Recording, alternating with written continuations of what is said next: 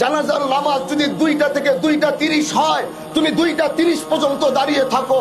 তুমি তো সেই মজমায় দাঁড়িয়েছো যেখান থেকে তোমার বাবার বিদায় হয়েছে, যেখান থেকে তোমার মার বিদায় হয়েছে, যেখান থেকে তোমার বিদায় হবে, যেখান থেকে আমার বিদায় হবে। একটু দাঁড়াও, পৃথিবীর এই বাস্তবতাটাকে চিন্তা করো যে পৃথিবী আমার না, এই আকাশ আমার না, এই জমিন আমার না, এই পৃথিবীর মাটি আমার না, আমার এখান থেকে যেতে হবে। এখানে দাঁড়ালেই তুমি মৃত্যুর কথা স্মরণ করতে পারবা। 5টা মিনিট বেশি দাঁড়াও, পৃথিবী থেকে চলে যাওয়ার বাস্তবতা বুকের ভিতরে ধারণ করে তারপরে বাড়িতে যাও। আল্লাহ জানো আজ আমার চাচা যেখানে চলে গেছেন, আমি তার জন্য দোয়া করি। আজ তার সন্তানরা দাঁড়িয়ে রয়েছে।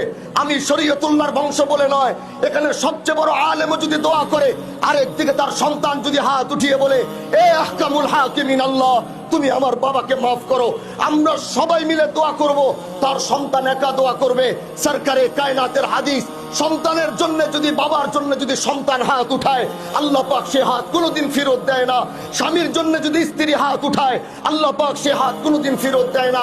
এজন্য আমি আমার ভাইদেরকে বলবো, আমরা তো দোয়া করবই, কিন্তু তার পাশে পাশে যখনই নামাজে বসবেন, সালাম ফিরিয়ে সর্বপ্রথম নিজের বাবার জন্য দোয়া করবেন।